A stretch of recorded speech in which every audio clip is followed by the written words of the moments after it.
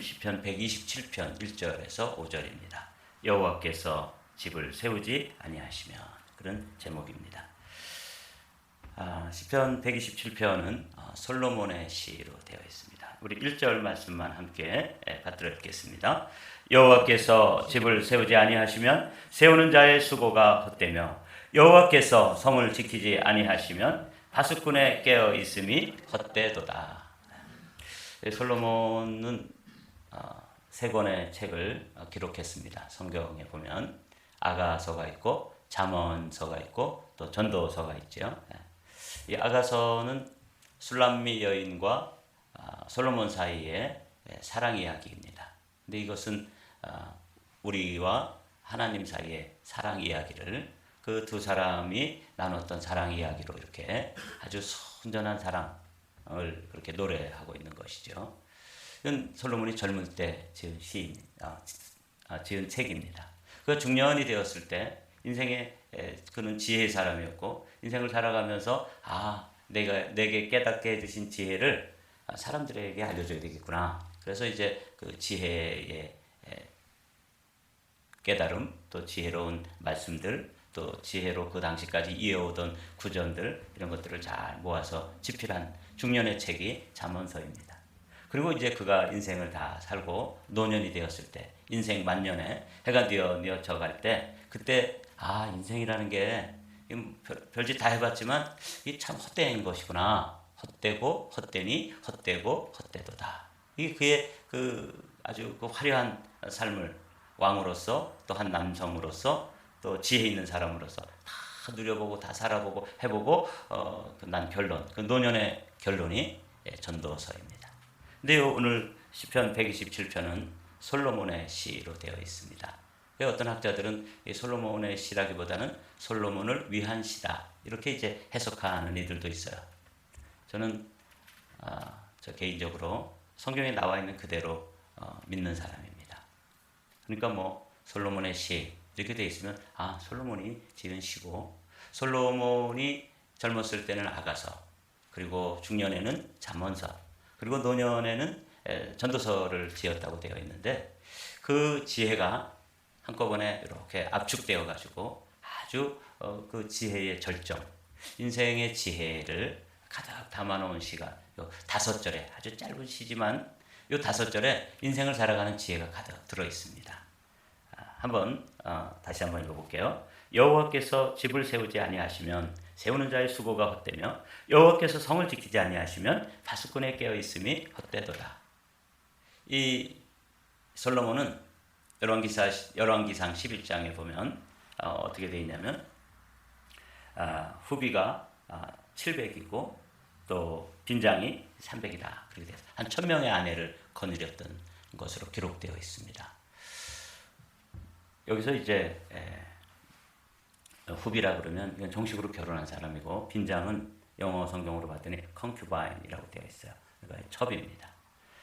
그러니까 처첩이 처로 정식으로 결혼한 사람이 한 700명, 그리고 300명의 첩을 두었는데 그 사람들 다 이렇게 집을 지어줬을 거 아니에요? 우리처럼이 아니죠.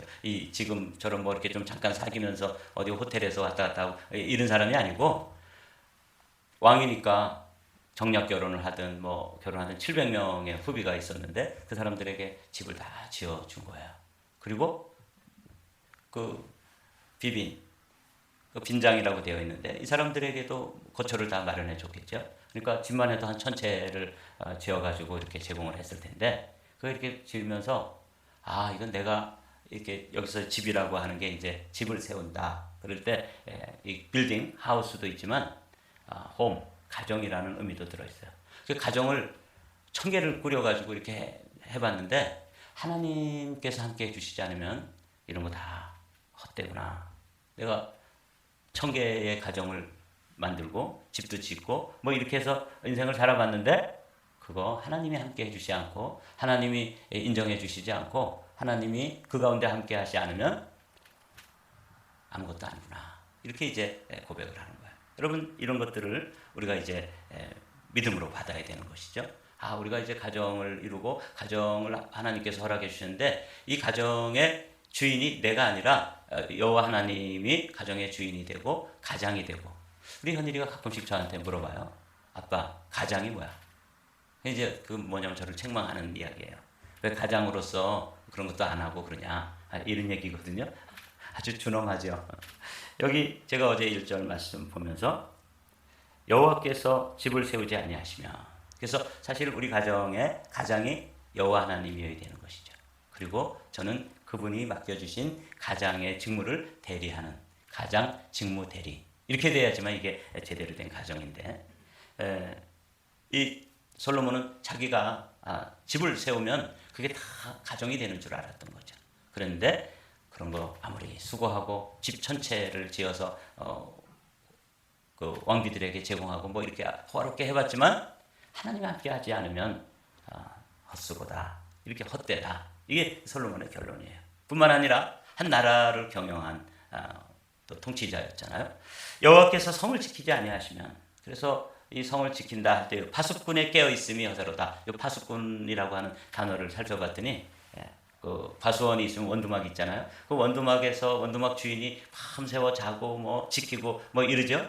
그러나 원두막 아무리 잘 지켜도 저희 어렸을 때 그 원두막에 올라가는 사다리 툭 끼어가지고 내려놓으면 그 원두막 주인의 할아버지가 그 원두막에서 못 내려와요. 그리고는 뭐 참외도 서리해가고 수박도 따가고 그래가지고 저 강가에 가서 밤새서 어쩌면 그렇게 그때는 수박 이렇게 큰 수박 한 통씩 먹고 자도 밤에 한 번도 안 일어나고 자고 그랬었어요. 그렇게 젊은 시절에 여기 제가 파수꾼이라는 게 원두막 주인 또는 양떼를 지키는 목자들 그리고 실제로 변방을 지키는 그 병사들 이런 사람들이 파수꾼인데 이거 아무리 잘 방비하고 뭐 그래도 하나님께서 도와주시고 하나님께서 함께해 주시지 않으면 이런 것도 헛되다. 뭐 어려운 말 없죠? 네, 조금 더 읽어보도록 하죠. 그래서 여기 이제 제가 시편 121편을 생각했어요.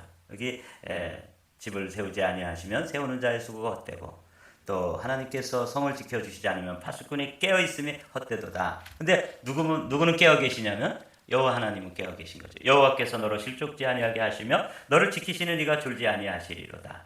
4절 말씀 다 같이 읽어보실까요? 시작. 이스라엘을 지키시는 이는 졸지도 아니하시고 주무시지도 아니하시리로다. 그렇습니다. 원두막을 지키는 원두막 주인 또 목자들 아무리 목자들이 깨어 지킨다 그래도 맹수들이 담을 뛰어넘어서 그 양을 움켜가면 뭐 대책 사실은 없는 거죠.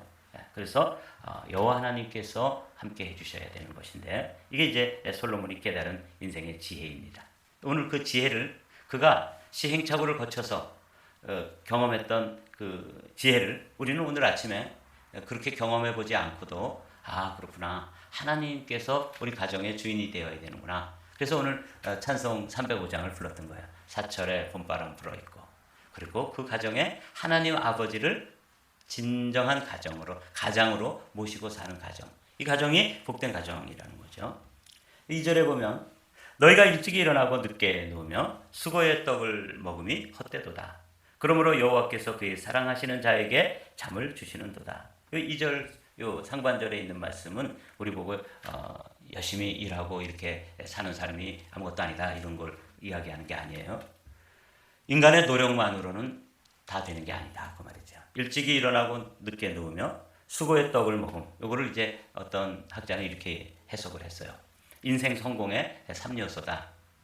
일찍 일어나는 것, 그리고 늦게까지 일하는 것, 그리고 수고의 떡. 이거는 이제 음식을 뭐 이렇게 아주 비싸고 화려하고 또 아주 기름지게 막 그냥 먹고 마시고 이렇게 하지 않고 아주 최소한의 음식만 먹는 걸 말하는 거죠. 그러니까 절약하는 거죠. 여기서 이제 불철주야, 동분서주, 그리고 또 뭐 근검절약, 뭐 이렇게 하는데 하나님 없이 내 힘, 내 노력만 가지고 이렇게 사는 삶, 이거는 헛된 것이다. 이렇게 이제 이 솔로몬이 자신이 깨달았던 지혜를 우리에게 이제 가르쳐 주는 것이죠. 그래서 우리는 이런 것들을 이제 배워야 되는 거예요. 자녀들에게도 너 열심히 공부해가지고 1등만 하면 내 인생이 끝이다. 이렇게 우리가 종종 자녀들에게 가르쳐 주잖아요. 그러니까 공부 열심히 해라. 그러나 그 공부 열심히 하는 것도 믿음으로 살면서 하나님 아버지가 그 인생의 주인이 되어서 그래서 열심히 공부해서 성공하는 것은 진정한 의미에서 성공이지만 잠 안 자고 먹을 것 덜 먹고 더 일찍 일어나고 이렇게 수고롭게 애를 쓰고 그러는데 그게 하나님 없이 자신의 힘만을 가지고 자기가 자기 인생의 주인이 되어서 그렇게 하면 그거 헛된 것이다. 솔로몬이 인생을 살아보고 경험을 한 후에 그의 지혜를 우리에게 빌려주는 거예요. 그러므로 우리는 이 1절, 2절의 말씀을 읽으면서 아 그렇구나. 내가 다 해보진 않았지만 솔로몬이 다 해본 후에 이렇게 지혜를 가르쳐 주니까 우리도 그 지혜를 가지고 우리도 깨닫고 우리의 지혜로 삼고 또 우리 자녀들에게도 이렇게 가르쳐 줘야 되는 거죠. 그리고 그 후반절의 의미가 더 재밌어요. 그러므로 여호와께서 그의 사랑하시는 자에게 잠을 주시는도다. 이 말씀 잘 좀 이해가 안 됐어요. 그냥 열심히 일하다가 피곤해서 잠을 잘 때 단잠을 자게 하신다. 이게 뭐 일차적인 의미예요. 그런데 제가 이게 잘 깨달아지질 않아서 다른 번역본을 봤더니 표준세 번역이 그 의미를 조금 이렇게 좀 이해하기 쉽게 번역이 되어 있어요. 우리 두 번째 표준세 번역 다 같이 읽어보실까요? 시작. 주께서는 사랑하시는 사람에게는 그가 자는 동안에도 복을 내리신다. 아, 사랑하는 자에게 잠을 주시는구나 하는 이 솔로몬의 지혜가 어떤 뜻인가 봤더니 표준세 번역에 보니까 잠을 자는 동안에도 복을 내리신다는 거죠. 실제로는 이 여기 잠을 자는 동안에 복을 내리신다는 이 의미가 사실은 우리가 따로 떼어가지고 언제 시간이 있으면 말씀을 나눠야 될 아주 소중한 지혜예요. 사실은 제가 부자 아빠, 가난한 아빠라는 책을 읽으면서 로버트 기요사키라고 하는 저자가 이 세상에는 가난한 아빠와 부자 아빠가 있는데 가난한 아빠는 열심히 공부해가지고 그 다음에 전문인이 되어서 따박따박 나오는 월급 받고 살아라 이렇게 가르쳐주는 아빠가 가난한 아빠라는 거예요. 실제로 이 그 로버트 기요사키라고 하는 그 저자가 얘기하는 것은 뭐냐면 자기 인생에 있어서 자기의 몸으로 떼어가지고 월급 받고 사는 것은 자기의 건강이 안 되거나 일거리가 떨어졌을 때 인컴도 끝나는 것. 이게 가난하게 사는 방식이라는 거예요. 그런데 반면에 어떤 투자가 되어 있어서 잠을 자는 동안에도 내가 일하지 않고 쉬는 동안에도 시스템이 그리고 말하는 뭐 부동산 같은 경우는 부동산이 또 어디에 또 저축을 해놨으면 그 저축이 자는 동안에도 이자가 늘어나거나 부동산의 가격이 올라가거나 이렇게 하면서 내가 자는 동안에도 그 돈이 일을 한다는 거야. 그런 방식으로 사는 것을 가르쳐주는 아버지가 부자 아빠다. 그렇게 되어 있어요. 제가 그 책을 읽으면서 이거 참 인생의 소중한 지혜가 담겨 있구나. 그렇게 이제 깨달았었는데 사실은 오늘 이 솔로몬이 가르쳐주는 주께서 사랑하시는 사람에게는 자는 동안에도 복을 내리신다는 이 말씀은 그 정도보다 더 깊은 의미가 들어있는 것이죠. 제가 잘 투자를 해가지고 그 투자된 게 자는 동안에도 내가 일하지 않고 여행을 가 있는 동안에 자는 동안에 쉬는 동안에도 그 재산이 불어난다는 정도의 이야기가 아니에요. 물론 그럴 수 있죠. 그런데 이 잠을 자는 동안에도 복을 내리신다는 것은 우리가 잠이라고 하는 게 이게 하나님의 큰 선물인데 특별히 제가 잠에 관해서 조금 이렇게 책도 읽어보고 또 유튜브도 보고 그러면서 또 자료도 찾아보고 그러면서 이 잠에 넣어놓은 하나님의 은혜라고 하는 것은 어마어마한 것입니다. 특별히 잠을 통해서만 해결되어질 수 있는 게 뭐냐면 우리를 8시간 정도 잠을 자도록 되어 있는데 잠을 자는 동안에 브레인에 쌓인 베타 아밀로이드라고 하는 이 노폐물을 잠을 자는 동안에만 수면을 통해서 씻어낼 수 있대요. 그래서 치매에 걸리지 않으려면 8시간 잠을 숙면을 취해야 된다. 학자들은 요즘 들어서 여러분도 한번 유튜브를 찾아보십시오. 수면과 치매 이렇게만 쳐도 이 수면이 얼마나 어마어마한 복인지 잠을 자는 동안에도 하나님이 우리의 그 뇌에 쌓여있는 뇌세포 사이에 쌓여있는 그런 그 노폐물들 찌꺼기들을 씻어낼 수 있는데 이건 오직 음식으로도 안 되고 약으로도 안 되고 뭘로만? 잠으로만 된다는 거예요. 잠을 자야 되는 거예요. 근데 제가 잠을 주시는도다. 사랑하시는 자에게 잠을 주시는도. 오늘 주제는 아니에요. 그러나 이 말씀을 보니까 표준세 번역이 잘 번역이 되어 있어요. 그가 자는 동안에도 복을 내리신다. 재산이 불어나고 투자된 게 이자가 늘어나고 이런 정도의 차원이 아니고 사실은 잠을 자는 동안에도 단기 기억이 장기 기억으로 넘어가는 아이들이 공부하잖아요. 그럴 때 우리가 공부한 것이 단기 기억이 장기 기억으로 넘어갈 때 그건 언제 일어나냐면 잠을 잘 때 일어나. 그러니까 애들도 잠 못 자게 하고 두들겨 패서 공부시키고 깨워서 일으켜 놓고 그렇게 해가지고 되는 게 아니라는 거예요.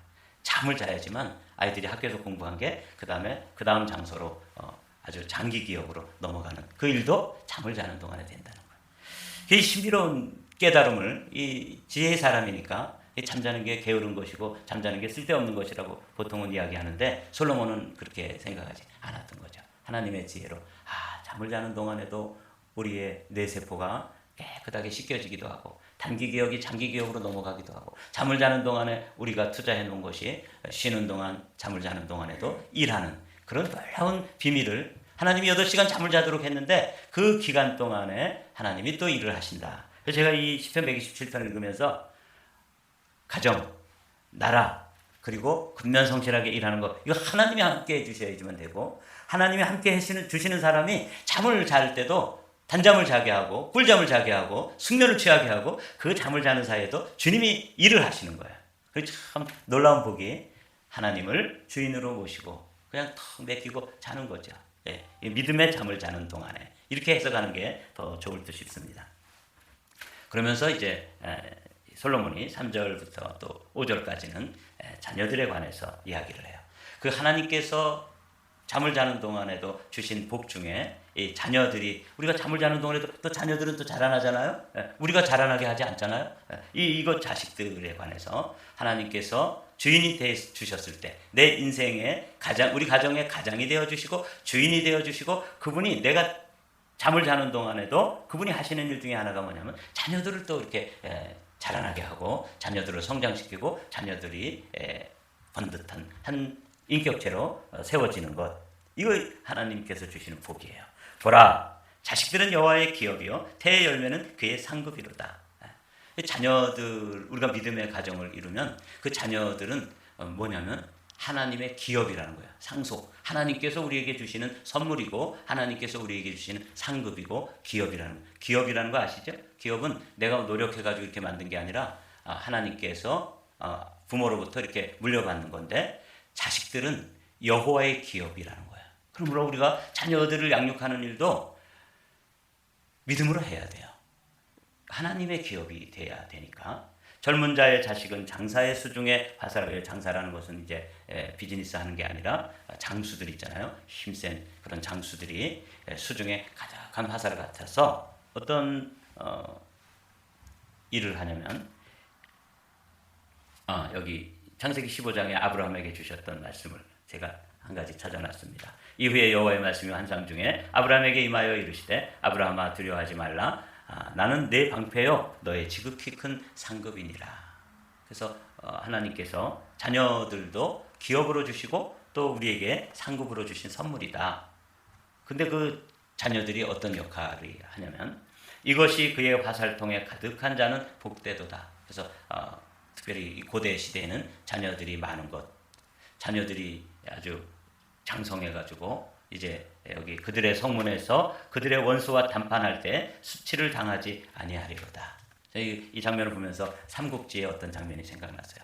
삼국지에 보면 이 유비가 어떤 그 담판을 지으러 갈 때 뒤에 누가 딱 서 있냐면 장비가 서 있거나 관우가 서 있거나 조자룡이 서 있거나 그래서 그냥 딱 서가지고 눈을 한번 부라리 상대방이 뭐 주눅이 드는 거예요. 아주 그런 장면이 인상적이었어요.